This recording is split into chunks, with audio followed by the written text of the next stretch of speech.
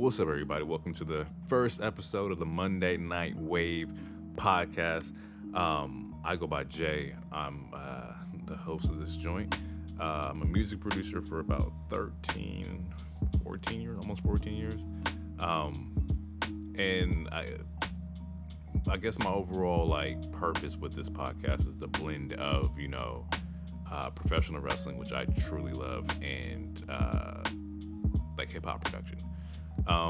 So I guess the theme that we're going to see here in this podcast is going to be a mixture of, just talking about the state of wrestling, the culture of wrestling right now, from all aspects, from, AEW, WWE, TNA, Ring of Honor, if I can get into it for sure.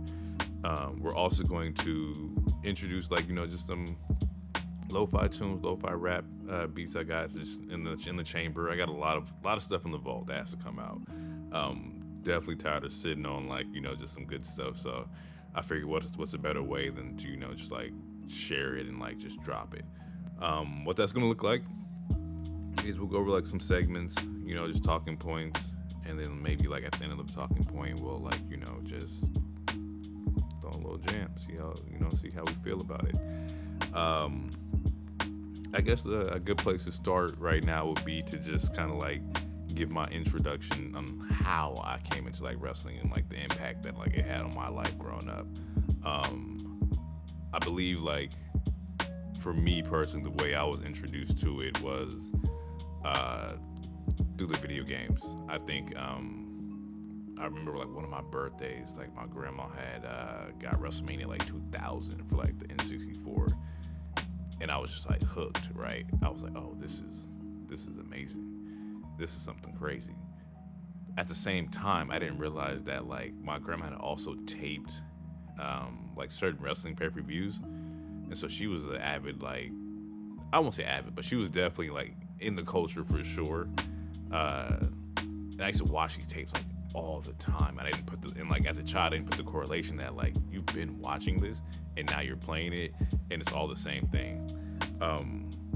So I think the first match I can kind of remember, it was just kind of funny, is the Razor Ramon 1 2 3 Kid. Oh man, was it a ladder match? I don't know if it's a ladder match or if it was nah, it wasn't a ladder match. It was a match where it ended up with him putting 1 2 3 Kid in a diaper, or somebody got put into a diaper and thrown baby powder on them, and I was oh, this is intriguing. I'm gonna sit here and watch this for sure. From there, kind of just grew into its own thing where the tapes that she had, or the matches or shows she had taped for me, was a couple In Your House events. I remember I had the 95 Royal Rumble on tape. I was watching that, and then the next one, it's either 96 or 97, I can't remember, but I think it was 96, and that was the one where Stone Cold had won, and he was just number one, and he was just sitting on the turnbuckle just waiting for people to come out. All that to say is that I've been a fan for a really long time. I've been watching for a while. I kind of fell out around 2013. It's 2009 to me, 2013. Yeah, actually, I take that back. It was 09 to maybe 2018. I think I had seen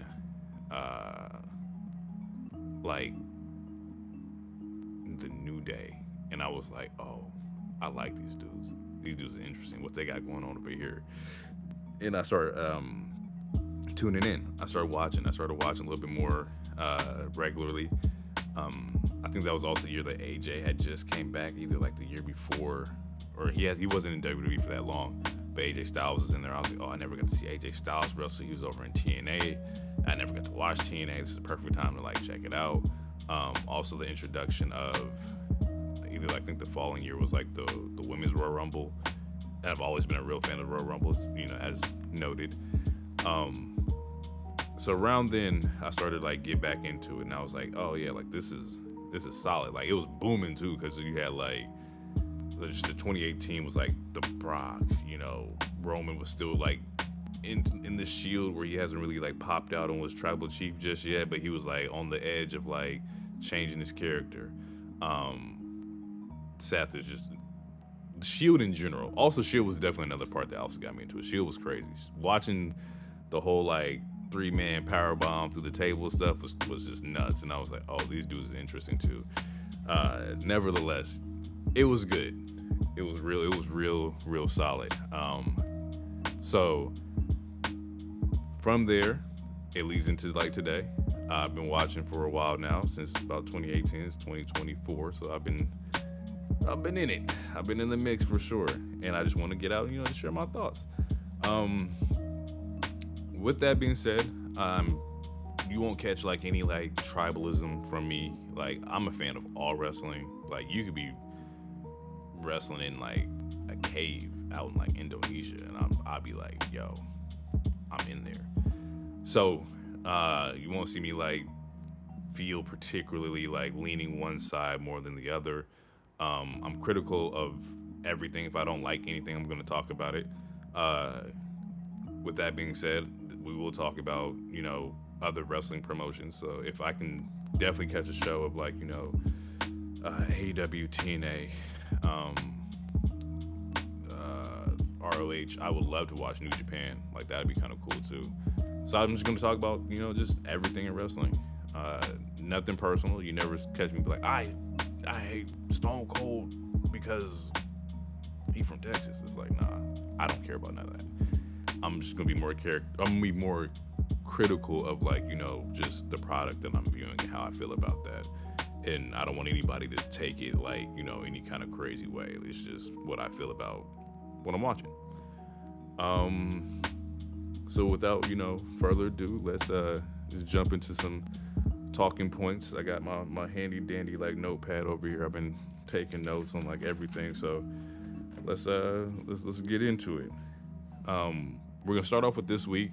As you know, like Mania season's right around the corner. At the time of me dropping this, Rumble is today, which I'm extremely excited about.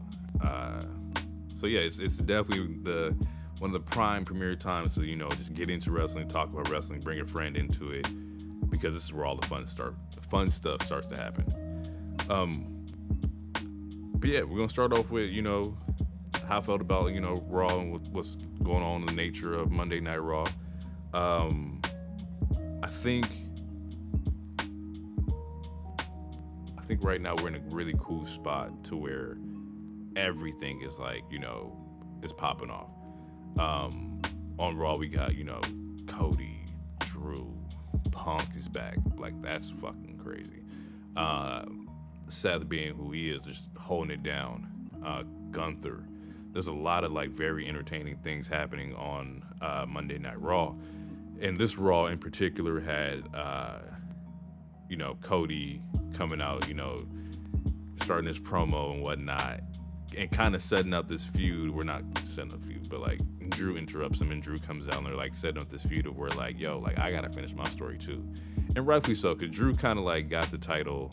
Or not the title, but he got his moment during the pandemic, which just definitely didn't feel right for me personally, because the world was just in a frenzy. I ain't got to tell y'all about it, you already know. But Drew never really got his moment. He never really got his chance to like, flex and like have his marquee matches, just because of what the world was going through at the time. So I do understand that Drew definitely has a story that he would like to finish as well. However, Cody got to finish his story too. And some, would have thought that he should have finished it last year. I was one of those people. I was like, yeah, this is the perfect time, get it off Roman. Like, Cody comes in, and he's going to carry it. But after that didn't happen, I started to think about like, man, why didn't that happen? And I started watching, more closely to just how movements of WWE, like, like eventually they ended up selling. They ended up selling TKO, which is like a huge like thing, but you needed somebody to kind of like carry that torch to on the inside. You need somebody like to sell the product. Like, look at our champion, hence Roman Reigns. And yeah, Tribal Chief is undeniable. You gotta acknowledge the boy. He's definitely that guy, the one, the uno. You know what I'm saying? But nevertheless, Cody's trying to finish his story. I get that. I think that we're in for a really interesting spot because there's a lot like this that could possibly happen. Like, is Cody gonna be your Mania guy? Where does Drew fit in all that? Like, I know I heard rumors, or maybe not rumors, but I've seen some things where, like, you know, Drew's contract, is Drew staying, is Drew going? Like, how does this all play into effect with that? Yeah, so we got some things to kind of figure out, especially on the Raw side, because the Raw side is like Punk's back, bro. Like, do you do Cody Punk? Like, do you do Drew Punk, Drew Cody? Like, you know, Seth just has the title, and at the time of this recording right now, Seth it was just known to us that, like, Seth had injured his knee, I believe. And this upcoming Monday, he's going to talk about what he's going to do with the title. So I don't even know, like, how that plays into effect. Like, can Seth just hold on to it and be gone for like 4 to 6 weeks, which is what the estimated timetable was. But if that's not the case, and it's like, oh, we got inaugural like tournament or whatever for the, you know, World Heavyweight Championship, like, how does that affect the landscape? So there's a lot up in the air right now, especially with, like, you know, the biggest pay-per-view like less than 3 months away. Like, you got to start like locking in for sure. So yeah, like I'm definitely paying attention to like the level of friction that's happening, like the level of like, we got to make sure everybody is ready to go because your number could be called at any given moment. With that being said, the next I think the next lineup was DIY. And they were going against Dom and JD. Yeah, shout out to Truth. And I like DIY. I didn't get to watch a lot of them like in the golden era, like NXT, where they were really like just slaughtering everything. I kind of got put on when like Ciampa was working with Miz, and so I got to see Ciampa in like that light, but I felt like that wasn't like truly like him from the clips that I've been seeing about, you know, Ciampa in like NXT. And then Johnny, I've always heard great things about Johnny, but once again, I didn't get to watch a lot of NXT. For me at that time, back when I started watching, I was just watching, you know, Raw, SmackDown. But I've heard about these people. I've heard about a lot of these superstars that are, you know, coming up. I'm very familiar with like the golden era NXT like roster for sure. Yeah, I've heard about DIY. I heard there, you know, was like a solid tag team down there. I'm really interested in how WWE reforms their tag team division, because if there's one thing that I feel like they've been lacking in, is like the tag team like picture, and that can only, you know, be solved by just rebuilding and like making, you know, valuable teams to like the audience and whatnot. So I'm all for DIY coming out here and like, you know, solidify themselves as a tag team, and then hopefully we can like, you know, split the belts again and get real like tag team action on both shows like constantly. I think that unifying the belts kind of like just it halted like progress for a lot of teams. And to be honest, I don't think there was a lot of teams like even before then. I think you got your Street Profits, New Days, Usos, Viking Raiders. Is that it? Is that like your marquee like tag teams? Am I forgetting somebody? If I'm forgetting somebody, please forgive me. But like, I think like those four were like your interchangeable, you know, tag team champions for sure. And then we just didn't see anything from like, you know, the tag team division, which is kind of sad because I love tag team. I think like that's very important to have. Like tag team beefs were like just stuff that like I grew up with, you know, seeing like, you know, of course Dudleys and Edge and Hardys and TLCs and stuff like that. So like it was just a very important part of wrestling for me. So, and I would love to see that like, you know, come back and whatnot.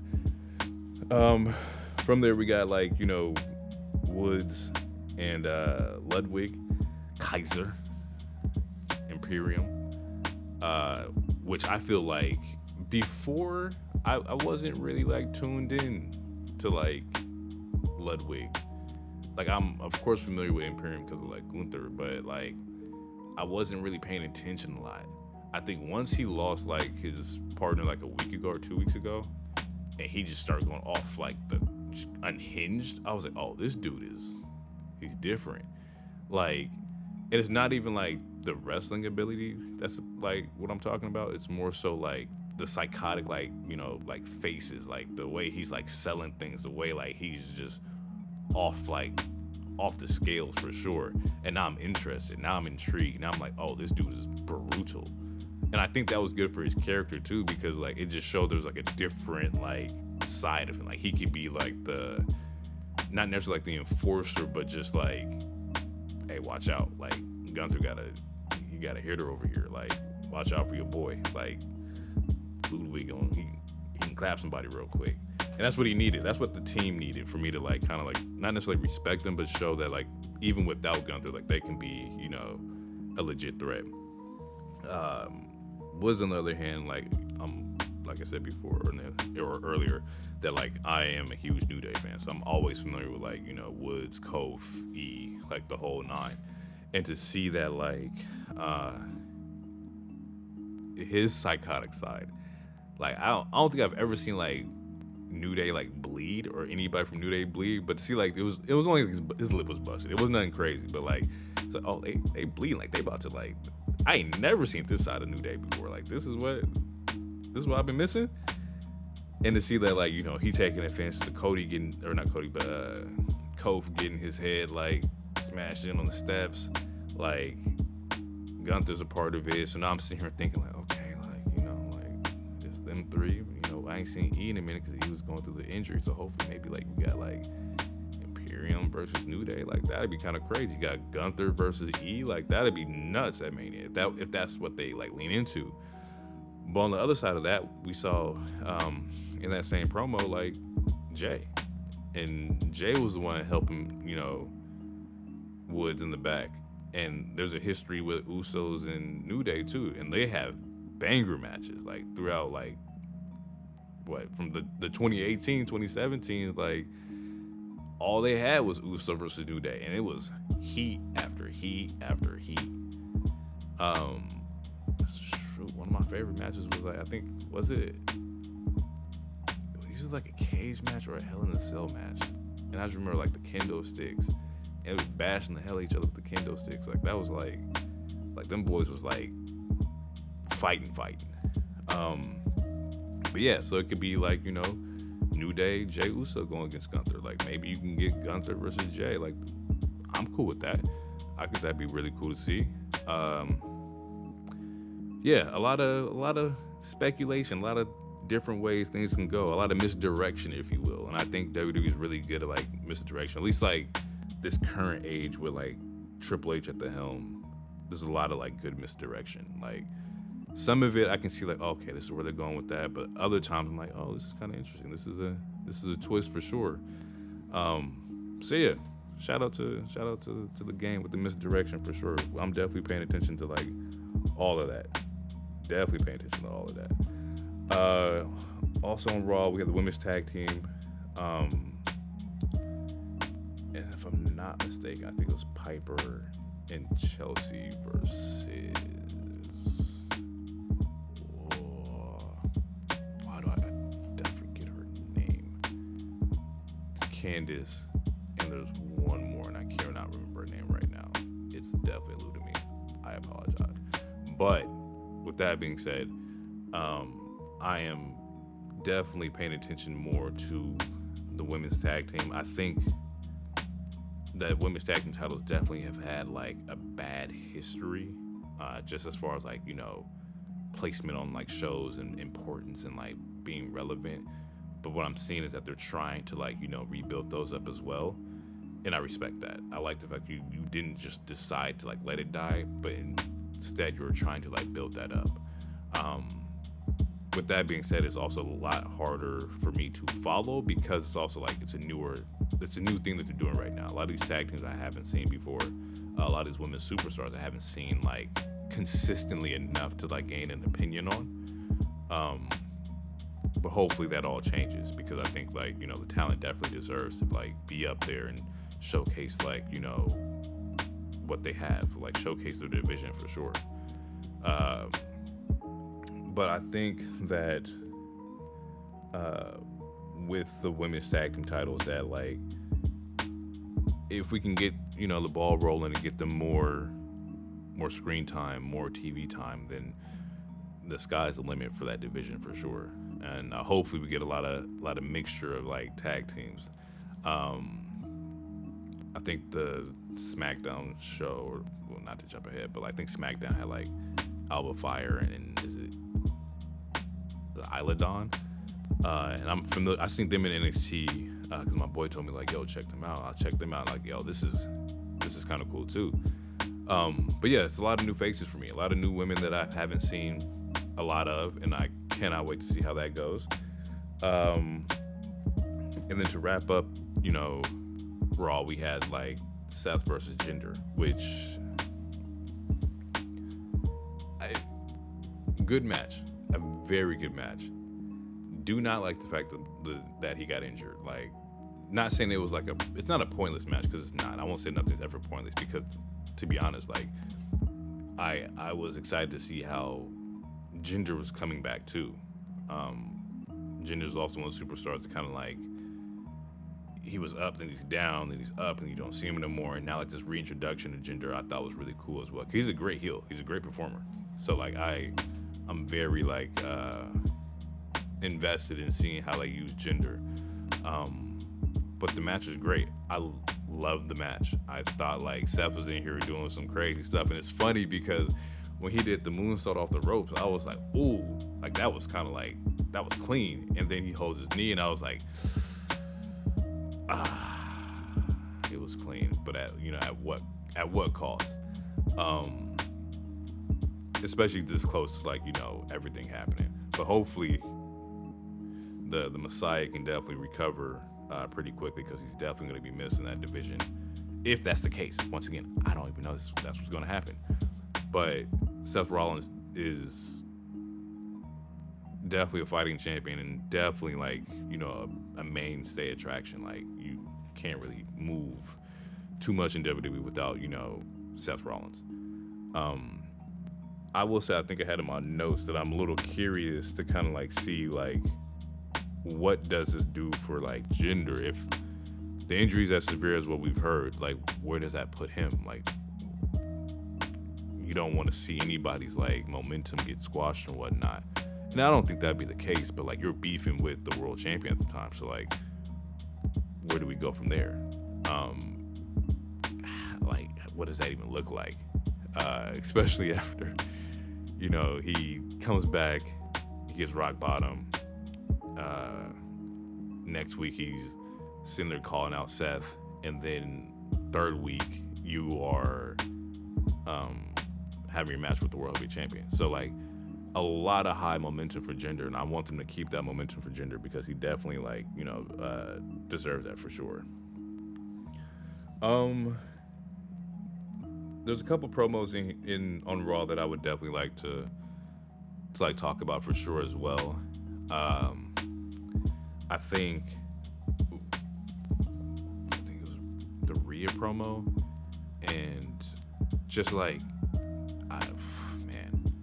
Rhea might be the most over like superstar in all of wrestling right now. I don't think anybody's touching just the level of heat that like Rhea has, and not bad heat, but just like main star attraction, like must see TV.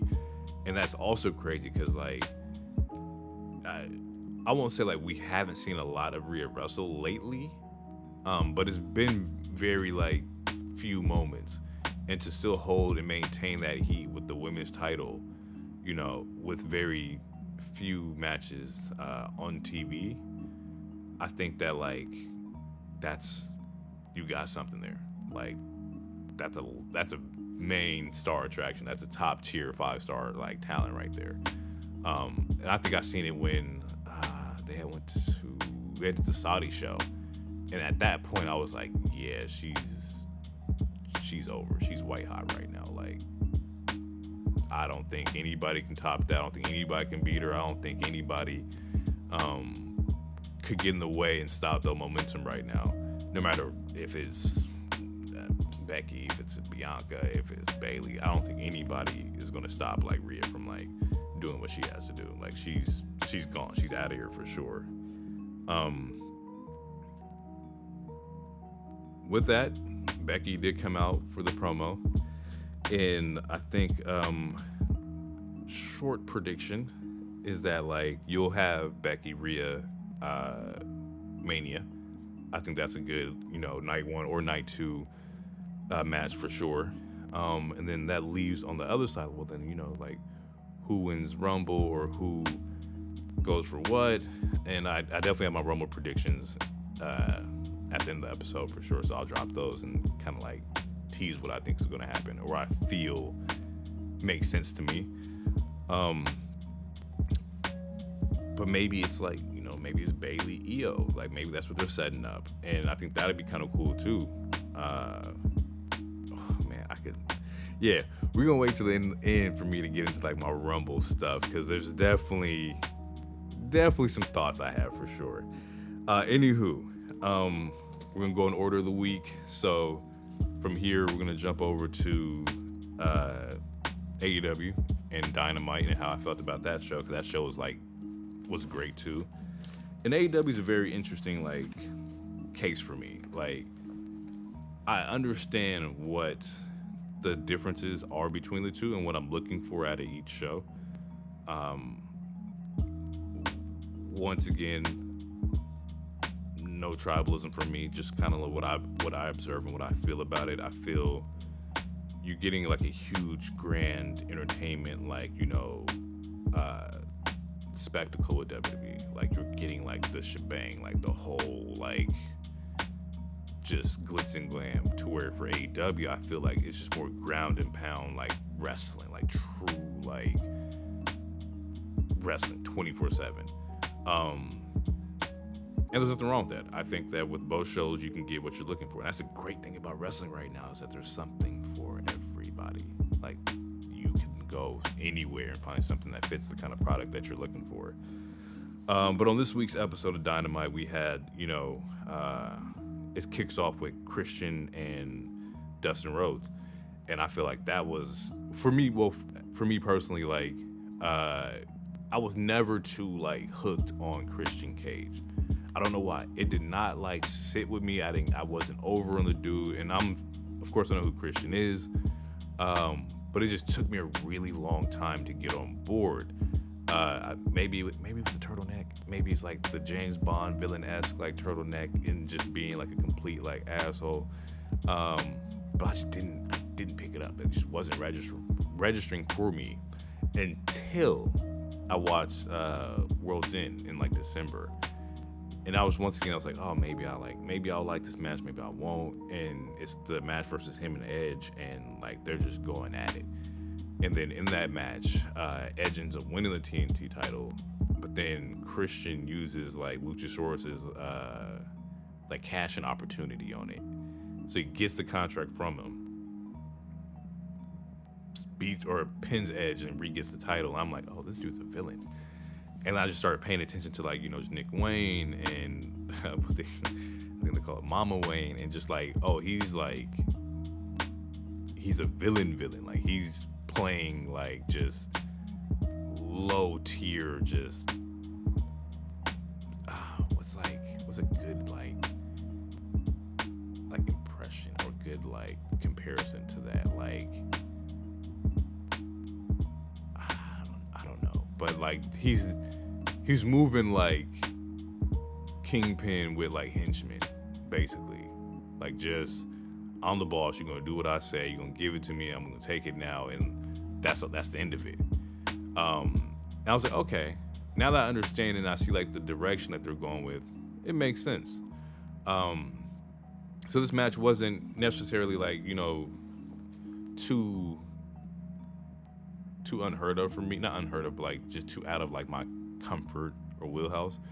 But it was a good match. I feel like the last like couple of weeks, like Dustin has been putting on like some really solid like matches.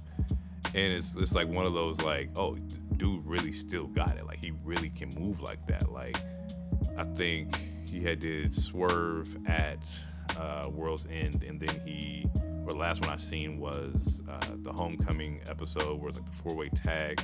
Like he's being used a lot. And then the only thing that kept playing in my head as I'm watching is like, wrestling do got more than one royal family. And we thought like it was just Cody, but Dustin's right there, still moving, still being like, a legend that he is. Like we got to give him like credit too. Like that's gold dust. That's like, peak white and gold belt IC champion. Like the dude was a legend. Like of course he can still go. Of course he still got it.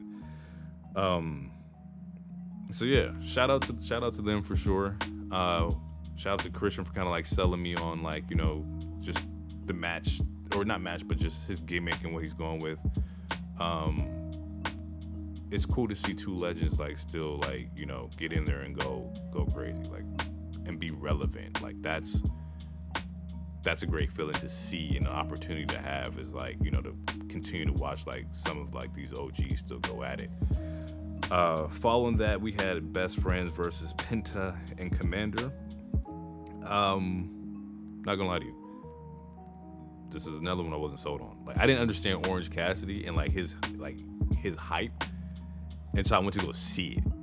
Like I was live. Like I think it came out and they did like 2 shows where I'm at, and I was sitting there. I was like, okay, like Orange Cassidy, like all right. And then the boys' music hit and everybody turned up. I was like, oh, he's pulling like this. Like, oh, he really liked that. Like Best Friends and Orange Cassidy with the the light foot taps and the pants that look like sweats, like the sweats that look like jeans. Like he really moving like that. Like I was not understanding it at all. Like it didn't get to me, but now I see it, and I'm still not like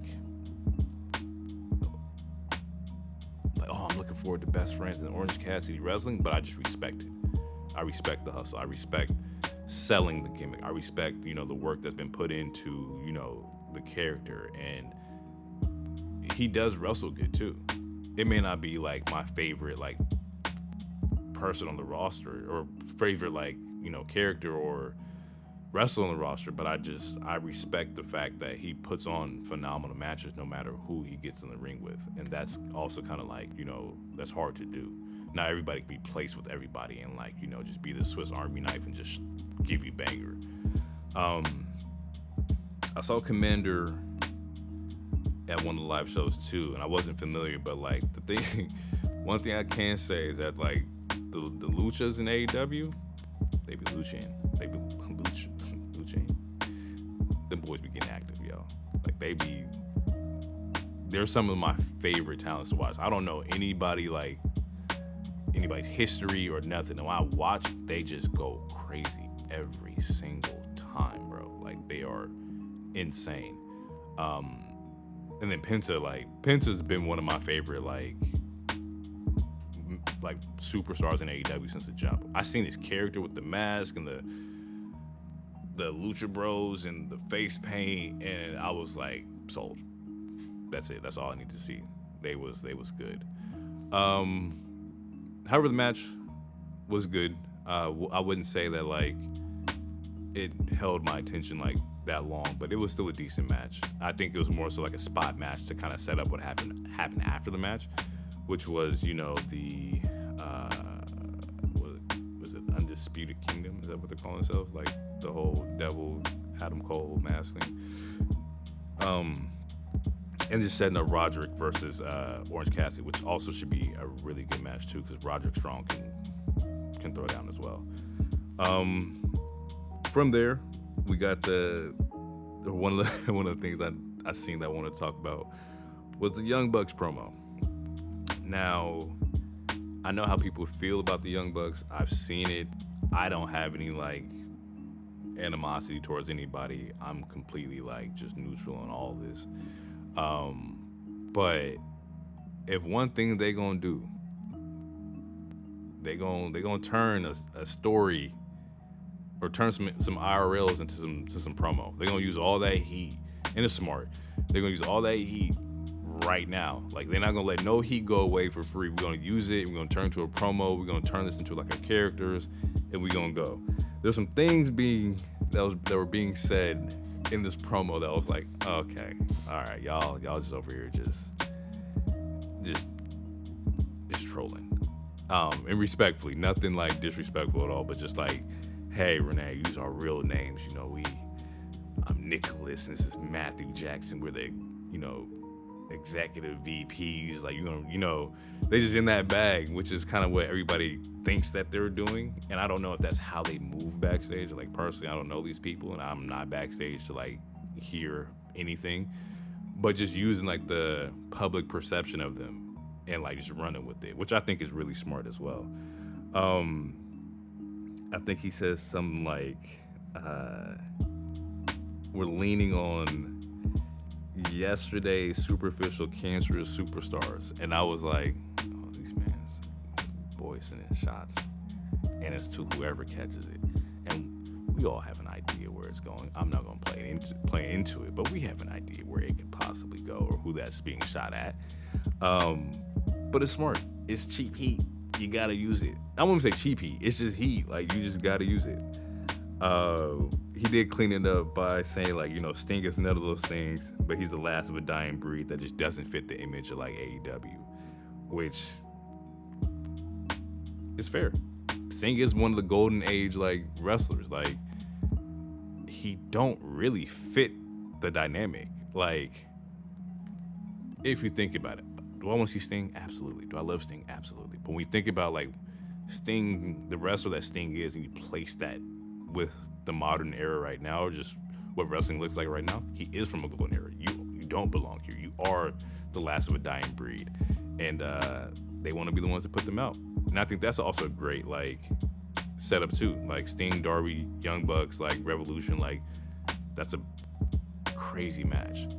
And I think that's gonna be like everybody going all out for sure. Like, shout out to Darby too. Darby be going crazy. There was some clips I've seen recently of like Darby in the match with like Jeff Hardy, and it's just two dudes just throwing themselves through like everything. I think there's like a chair spot that like Darby moves out the way, and Jeff just falls straight to the table or to the chairs. I'm like, damn, that gotta hurt. But yeah, VP's doing VP things, leaning into like their villain side, and I'm all here for it. I think that that's a great angle. I think it's going to be interesting to see where they go with this in the future and how they operate.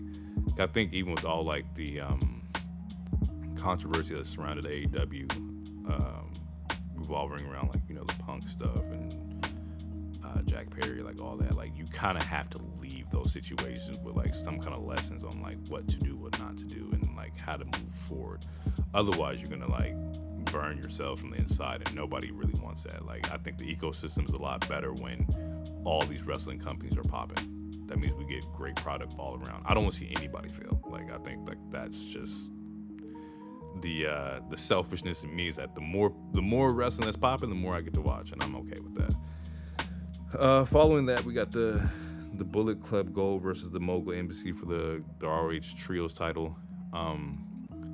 Going into this match, I kind of figured, like, I knew what they were going to do. I knew that they wanted to get the ROH titles off of them. I think it's cool to see more Jay White, Switchblade. Because I wasn't familiar with his game either. He was over in New Japan. I wasn't seeing none of that. So to see him over here and him get down, I saw him wrestle in person at one of the shows over here too, and it also just sold me on his like wrestling style. Like, I could see the elements of like, oh, this dude's nice. I just don't want to see like these dudes that are really nice just not be used. Like, and that's one thing I will say about like AEW, is that there's a lot of talent that like just may not be used in the best light, or not in the best light, but just be used, period. Like, we want to see them wrestle. I don't want to see a lot of these superstars get like, just, hey, here's a good match, and then we'll throw you like feeder matches to kind of like keep you afloat, but won't give you like, these big moments and whatnot. But with that being said, they did just win the gold. From the Mogul Embassy, they did. I think the match ended with interference from the Acclaimed, which sets up Acclaimed versus,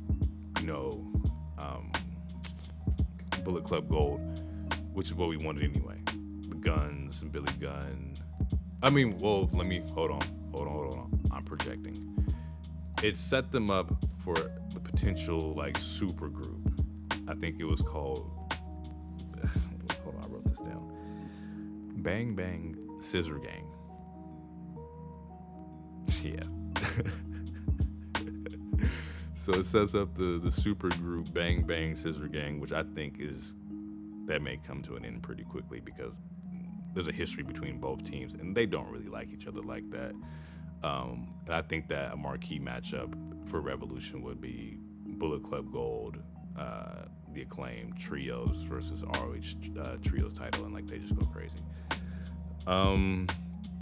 We then get an Adam Cole Wardlow promo, and I kind of feel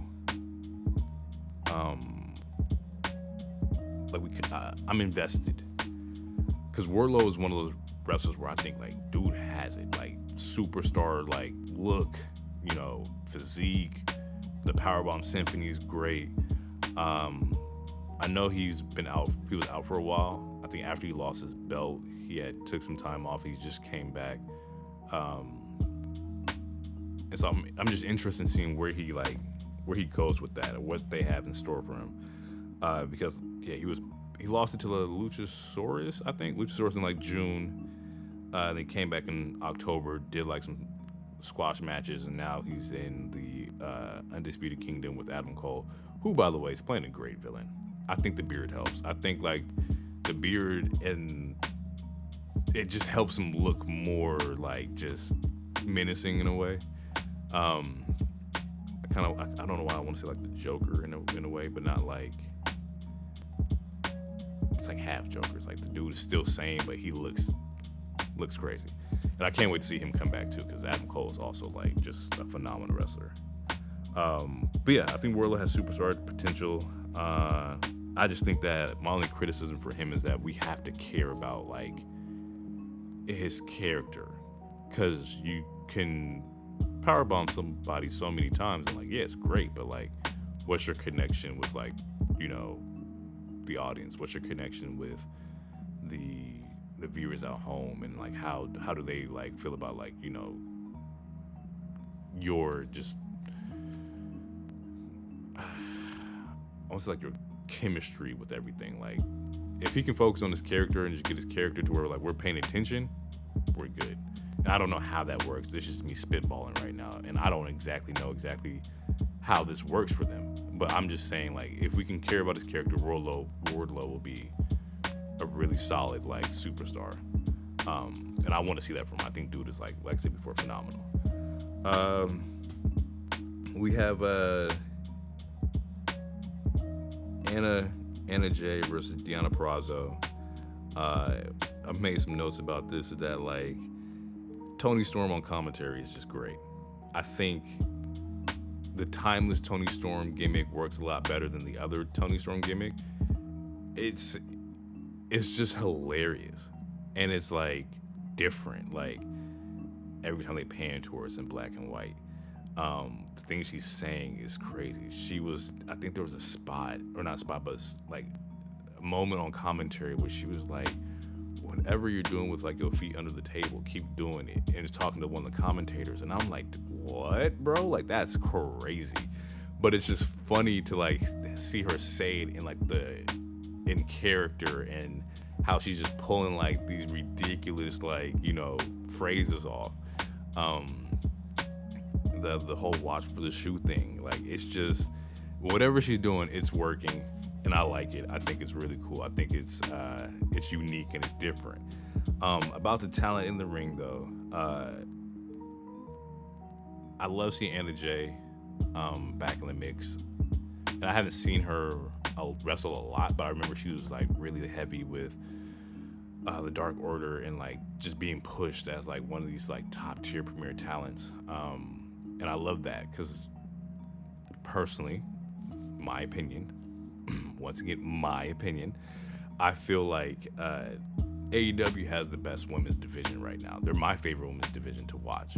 Once again, my opinion, but I don't think I'm too far off. I think there's a lot of talented women, a lot of talented, just different characters and faces that you see in wrestling styles. And I think in particular, like Anna Jay, she's one of those mainstays. She's one of the OGs. She was there from the jump. I remember seeing her. I remember seeing like the talent. I remember seeing the backing from Brody. Like, she's good. Deonna Purrazzo. Never seen her wrestle. Heard about her. Like, I've heard about the Virtuosa. I've seen like the TNA clips about the Virtuosa.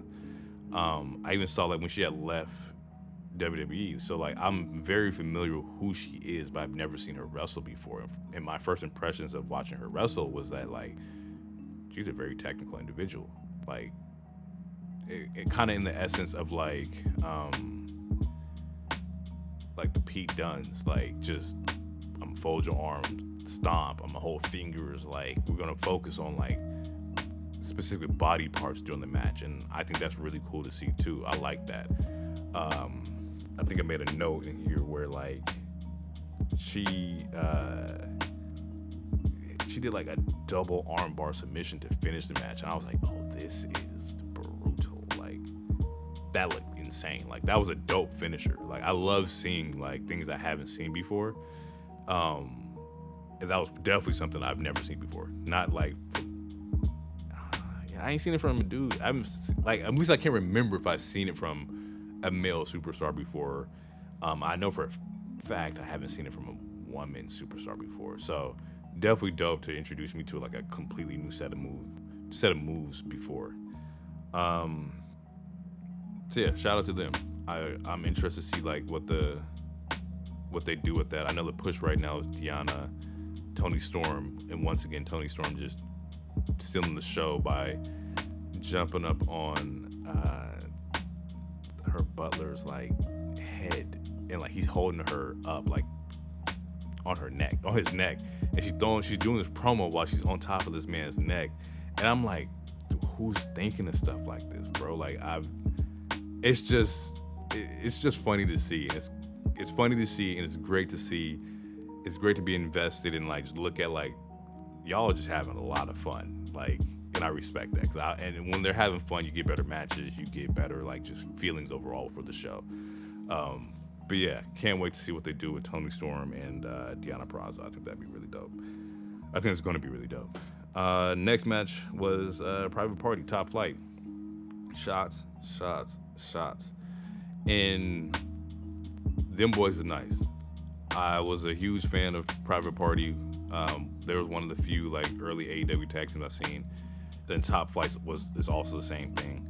My only takeaway from this match, takeaways from this match is that they both need their partners, and there's nothing wrong with that. I just think like both of them with their partners, their values just shoot up tremendously. When I say both of them, I mean like Isaiah Cassidy and Dante Martin. I think when they are together, sky's the limit. Like they're just great energy,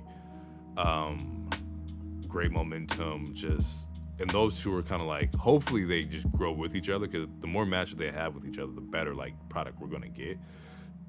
And yeah, they're one of the ones for sure. They just need to get more reps under the belt, especially with both of their partners freshly coming back, and then we're gonna see a lot of dope things from them, like for sure.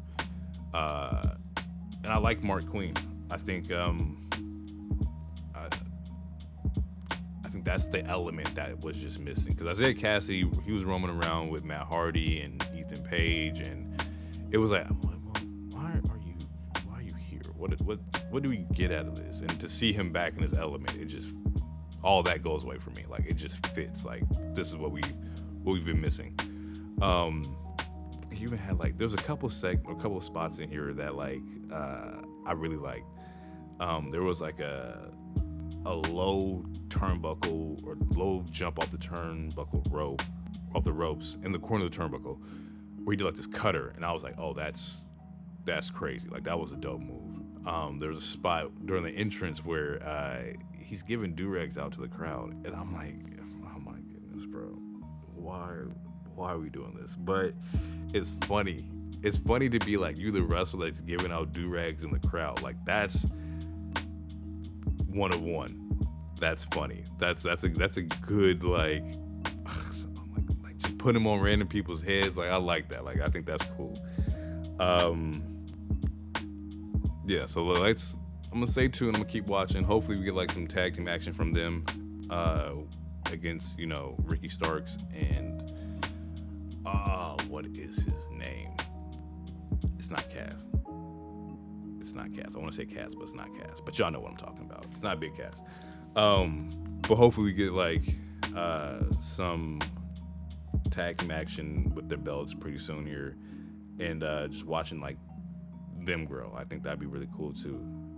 Once again, Revolution is in March. So they're 2 months away from like their biggest pay-per-view, so things are definitely gonna start ramping up for them too pretty soon. And then finally, our main event was Joe versus Hook, and the only thing I could really say truly about this like match was just pure dominance by Joe. Like, if there's an image that you wanted your champion to have, this was definitely it. Like, he comes out the gate just hot, just not necessarily manhandling Hook, but just showing like, yo, like there's different levels to this. But at the same time, this was showing off, how resilient Hook is. I think they orchestrated this match really well to where it didn't make anybody look weak. I think you left like this match like, oh, like both of these dudes are like dominant. Like, Joe's doing typical Joe stuff, muscle buster, like the Uranagi to the table spot, like that's crazy. But at the same time, like, you got Hook who got hit with the muscle buster and kicks out at one, and it makes them look both just really, really good. And I like that. I like the finishes to these matches don't leave you like thinking that like, oh well, there goes his momentum. Nah, like this left everybody like really, really high, and that's kind of like, that's what you want. You want to be able to keep your momentum going. I also think the finishes for matches help that out as well. I think like using the sleeper or the coquina clutch as a finish, you kind of keep something like your integrity as well. Like, you didn't get pinned, or you didn't tap out. You just got put to sleep. And I think that's a finish that's pretty well received for me, if to keep like wrestlers like integrity and stuff like that, because nothing's harder than just trying to bounce back from like consecutive losses, or you've been pinned 6 or 7 times or whatnot. And I don't think that was the case with that at all. In this though, because he does finish the match off with the coquina clutch, and Hook, they raise his arm up 3 times, it drops 3 times, so he was asleep. The boys zonked out. But in this, he gets a save from Adam Page, which we're probably leaning to something between Adam Page and Swerve, because Swerve was also out there in the crowd, versus Joe. And the look is like, oh snap, like if Hook is putting up this much of a problem, like what are the other dudes doing? Like what does that look like? Well, if it's just him, me in the ring against Adam Page and me in the ring against Swerve, like it could be a different monster. And I think that's a really cool thing to do too, because you just keep the integrity, you keep everybody strong, you keep everybody looking like, yeah, our division's tough. If you thought like Hook was sweet, wait until you get in the ring with these other dogs over here. And I can't wait for that either, because if you seen the Swerve Hangman match, you know that like them boys, they get down too. Plus Swerve is just on like a completely different level. He's also one of those like white hot wrestlers right now. I think like if you go like Rhea is number 1, and then 2 would have to be like Swerve. I think like for sure. Let me think about that. Hold up. Yeah, Swerve is definitely number 2. Yeah, and that kind of like finishes out like the AEW show. they do got some other like shows I got to check out, and I realized like while starting this podcast that there is a lot of wrestling. Like there's wrestling practically on every day of the week. So bear with your boy. It's gonna get real interesting because it's like 8-10 hours of wrestling a week, maybe more than that. That's just on the light side. SmackDown was this Friday, and yeah, we're gonna talk about some things there. It kicks off with like Solo and Jimmy, and they want to fix everything, or Solo says he's gonna fix everything because Tribal Chief's upset because things are not fixed.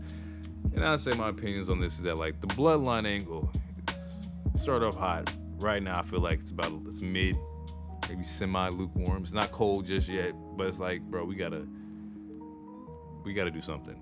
And maybe it's just more so like there's it doesn't help that like, you know, Roman is partially there. I'm not knocking him for that. Like I'm okay with that. But if that's what the situation is, we gotta ramp up the character development for the rest of the group. Not saying that, you know, it's Jimmy, but I think Solo could definitely help out with like, you know, carrying some of like that heat. But also that just depends on like what they tell him to do. Like, well, this is what your character's supposed to do. He's just gonna go do it. But I feel like for me as like a consumer of the product, like I need like you gotta hold some things down. Like I need to see like he's not being beat or he's doing like squash matches or something that just shows like just the strength of like Solo, especially if he is like the enforcer. But yeah, he says he's gonna go fix everything. Cues off. And then we jump into like, you know, just SmackDown in general, and one of the dope moments is no more Butch. We got Pete Dunne back, and I wasn't familiar with Pete Dunne either because Pete Dunne was in NXT UK. Like I've seen hit like highlights. I've seen a couple matches, but wasn't familiar with just how the character operates. And then when I did see him, he was part of the group of him and Sheamus, and I was like, man, this doesn't really seem like this is what dude excels at. Like this is not what he's supposed to be. It kind of like had him like a rabid dog with a white beater and a weird hat. Like, nah, I feel like there's more to that. I'm glad I got to see that now with this version of Pete Dunne. Also, shout out to Pretty Deadly too. Pretty Deadly's, they're definitely holding their own. I love the tag team. I love the gimmick. I love the characters, the hairstyles, all of it. It's just like you're gonna stop and like, yo, what's up with dudes over here? And just pay attention, and that's what Pretty Deadly does. But yeah, Pete Dunne, solid. Cannot wait to see like what he does. I think they call him the Bruiserweight. So I'm very interested in seeing like, you know, what his character looks like in like the whole Triple H regime. Tyler Bates though, I seen this dude. I think people from the show I seen recently, and at first I was like, who is this guy? But I left the match like, I like this guy. Dude can wrestle. Like he's one of them. He's one of them wrestlers. Like he can get down. Image threw me off because for some reason all I see is like I think his boots were like yellow or like golden brown or whatever, and I'm like, this dude looked like he like wrestling in Tim's, and maybe that's just me, just being me, but he's good, and I'm interested in seeing like, you know, how they operate. Once again, hopefully we can get like a separation of the tag team titles and we can like, you know, see some really good matches. Maybe we can get a DIY versus, you know, Pete Dunne, Tyler Bate. I'm cool with that. I think that'd be really dope to see. I'm interested. I'm invested. That seems like two hardcore wrestlers or wrestling fans would love that. Like wrestling fans who love wrestling would love the Tyler Bate, Pete Dunne versus DIY. I think that'd be kind of cool. And no disrespect to Judgment Day, like none at all. We all know how Judgment Day is one of the ones y'all carry Raw every goddamn week, and I respect that too. From there we got the Bobby Street Profit promo. think they called them Final Testament, which is Karrion Kross and AOP. And this is a good, like, mid-card, like, little rivalry. I'm a fan of AOP. I thought AOP was dope when I first seen them. I thought they should have been used a little bit more when they did come around. Now, I don't know anything behind the scenes, but when I did see AOP, I was like, yeah, they one of the ones too. Just brute house, like, tag team. Karrion Kross, once again, saw him when he came up, and like they kind of worked with this gimmick, but they didn't, and then he just kind of like lost a little bit of momentum, and I think like he was one of the cuts and then came back.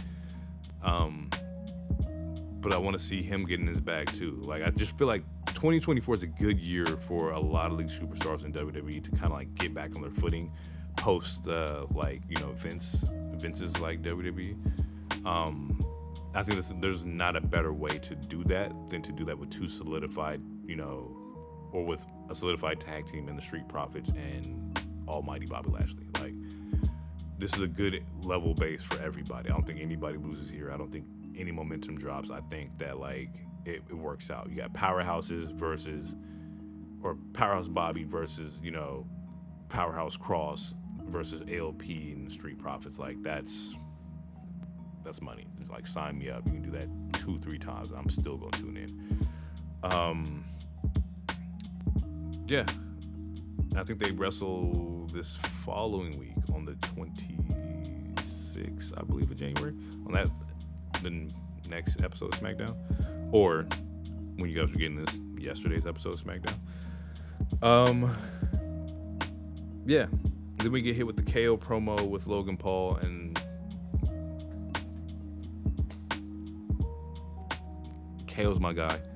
Love KO as a wrestler. Logan Paul, the United States champion, doesn't really do anything for me, but I get it from a business optics. Like, you know, he's one of the biggest like media personalities in the world, so it makes sense because you get more eyes on like the product. Understand that.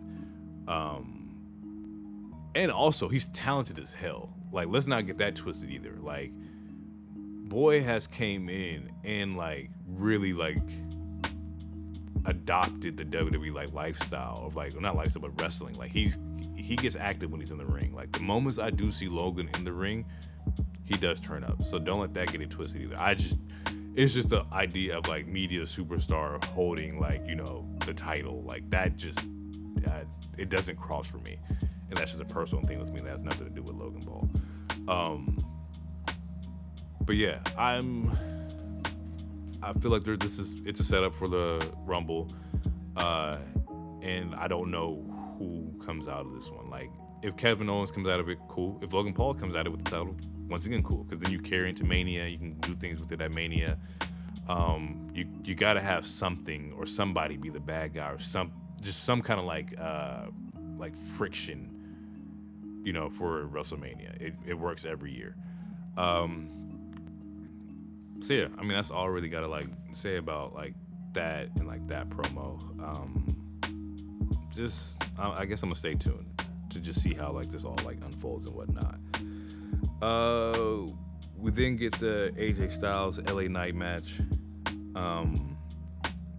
because like they had broke out and went crazy earlier in the contract signing. I forgot to mention that, but there was a contract signing at the beginning. Roman was supposed to come out. Roman didn't come out. And it was just AJ, LA Knight, Randy in the ring. AJ, LA Knight gets beefing. Match gets set up for later that night.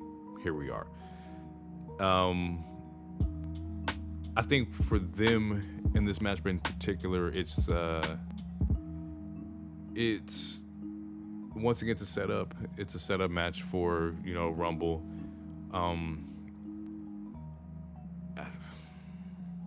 Like, it feels dope to like see, and it feels good to like, you know, just to see like the energy being brought back to like, you know, pay-per-views or the 2 weeks before pay-per-views, where you're getting like more and more excited about everything. AJ in the jeans though, or the slacks or whatever concept, is definitely a different sight. He's more brutal. It's like the jeans put on when he puts on like the pants. He's he's more just aggressive, and he's been aggressive as of lately. LA Knight is also just on top of the world. LA Knight also got some cool gear too. I was peeping, I think it was like 2 weeks ago. He had like his boots in the style like a Jordan 11. At first I wasn't sure, but then like there's some small little details that like I was like, oh yeah, he definitely got his image or inspiration for that from the Jordan 11. That was really cool. That was really cool too. Both of these guys, white hot. Match great until interference by Solo. Them dudes were balling, like they was going crazy, and then you get, Solo comes out. I think he hits the spike on AJ, and then I think he also gets LA Knight too, and they finished that match with like Solo just calling out Randy Orton and telling Randy Orton to get down, because that was the main event for the night was Randy versus Solo. I think come Rumble, those two are gonna get in each other's way. There was gonna be a spot where like maybe like I don't know, it's either gonna be AJ getting the pin and he's on the 2, and then LA Knight's gonna pull the foot, and it's like it's just gonna amplify the beef of AJ Styles and LA Knight. And I'm okay with that too, because I think those guys are great fucking performers. So Solo versus Randy, definitely my favorite match of the night for sure, because it felt like this match should have been yesterday's like promo, or yesterday's like main event match, because it just felt like the next weekend it was like, oh yeah, Rumble's here. Randy out here RKOing everybody, still in great shape, still phenomenal, still moving like crazy. Solo selling really well. It was more so about how like this match, like, or chaos was just ensuing all around this match. Because AJ's still there, LA Knight's still around the match, and like they are like, everybody's hot, everybody's pissed off at each other, and rightfully so. I believe it's either Jimmy comes down, he's interfering with somebody at the ring, and Randy's looking outside the ring. Solo's right behind him. Solo's going for the spike. Randy counters with the RKO. 1, 2, 3, match over. However, this is where it gets really interesting, because as like he gets the pin off and he's taunting out the ring, Tribal Chief in the corner come in with the Superman punch, and now it's chaos because Roman Reigns is here. Now he in the corner doing the whole ooh ah, ready to go crazy, and RKO. And I just like I couldn't fathom like what the hell is going on. There's so much chaos here. Like there's so many bodies just laying around the ring. And I think because like I was just looking at everything that like I didn't have time to kind of like guess what was about to happen. It was just too much of like everything going on. Hence the reason why I felt like this match should have been the match that led up into Rumble, because it was just like chaos. Like, oh, y'all got to settle this tomorrow. Like, we need to get this like off like immediately. With that being said, right now we're probably gonna slide into like a little audio break. I'm gonna grab some joints out the vault, and yeah, we're gonna go through maybe like a beat, maybe 2, and just let me know what y'all think. Let me know what y'all feel. Most of them are like, lo-fi, boom bap vibes, things that like, that's just the kind of like theme I'm into right now. It may change. We may have like some unreleased tracks that are in the vault. I definitely got some of those. We may have some like trap stuff that I got in the vault, because I definitely got a lot of those too. Right now, just sit back, enjoy for about a minute or 2 while we just take this little break real quick, and then when we come back, I'll go over like my match of the week and like my Royal Rumble predictions and stuff like that. All right, sit tight. We'll be back in a sec.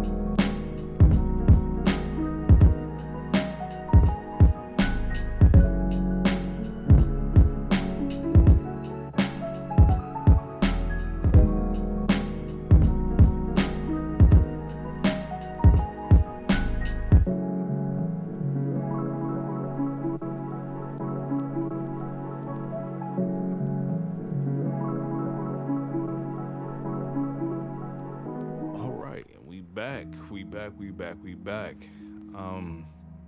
Kick it off. Match of the week.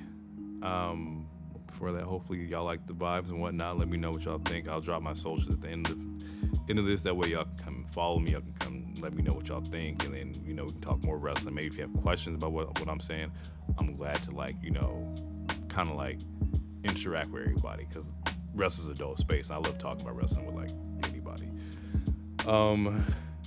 Match of the week for me. I would have to give it to. I think I'm gonna give it to SmackDown. I think the SmackDown main event probably is my favorite match of the week, which is kind of nuts because all three shows I just talked about had really good main events. Like the Raw main event was great with Seth and Jinder, the Stomp, the Moonsault. That was a great match.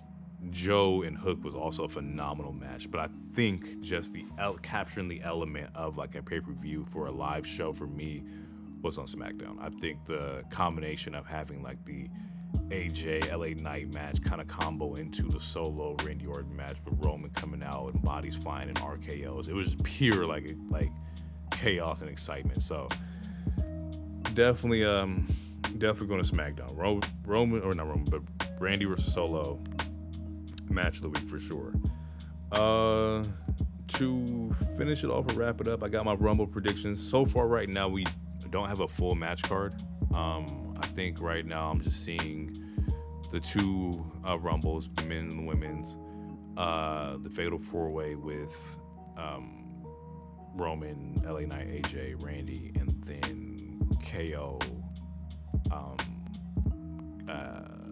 Logan Paul. So, with that being said, I have Roman retaining. I don't think Roman loses his belt. I think that stays on his waist. I don't know if it has anything to do with, Rock and what Rock has, planned and whatnot. I also don't know what their plan is for Elimination Chamber 2. That's going to be very interesting. I don't know if that was supposed to be a Seth-led pay-per-view. But that's going to be up in the air for right now, at least until Monday. Or it had already happened because I'm dropping this at the time. Men's winner. I'm gonna go Punk. I think Punk is probably gonna win. I think it makes sense because it can go either way. It's if Punk wants to challenge Roman, that's a great main event. If Punk wants to challenge Cody or whoever the World Heavyweight Champion is, also a great main event. I think you can't really go wrong with that. I think he has the momentum for it. But then it's also good. We also get in the bag of isn't that the same thing that happened with Cody? Didn't Cody come back and he won it too? So it might not happen like that. I just concede if Punk wins, I would understand it.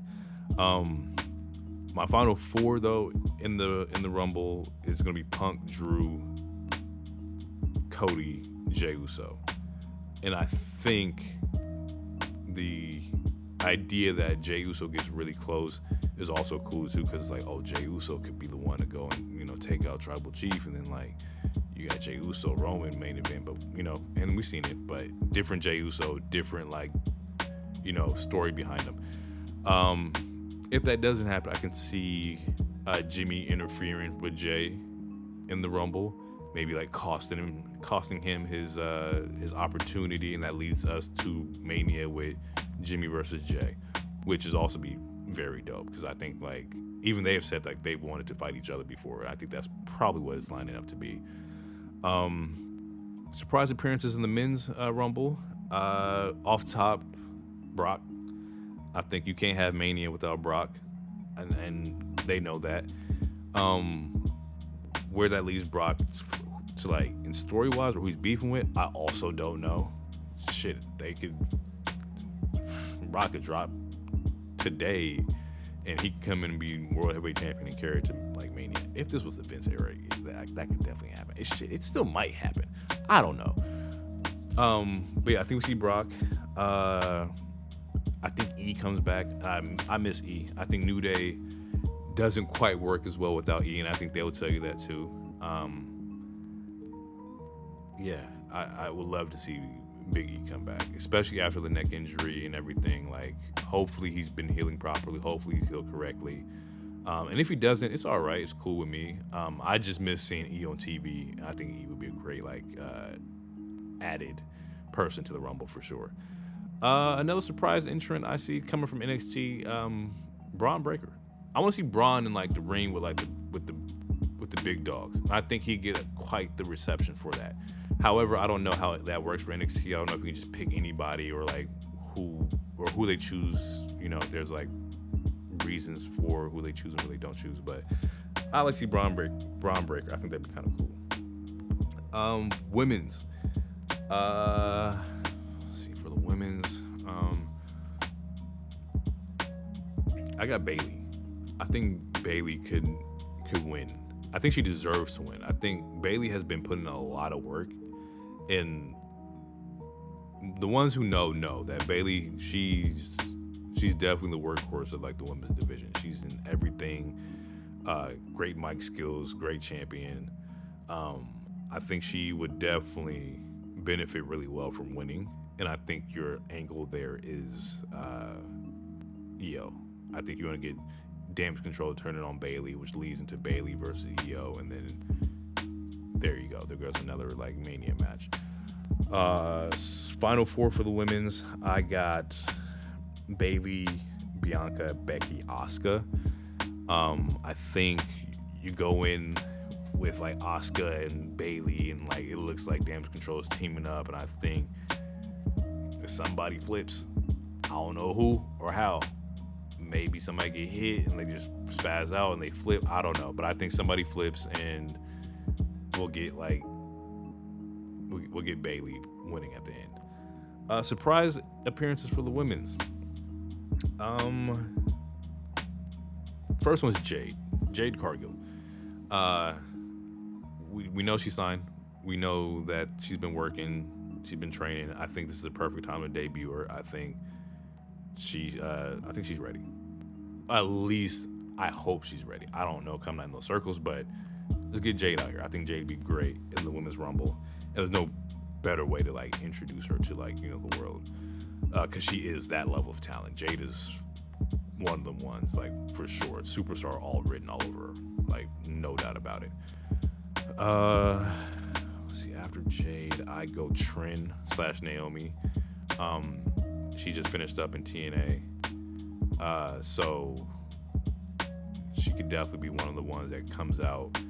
And I would love to see how how does the packaging work for Trin / Naomi in today's WWE? Like, because she went over there and she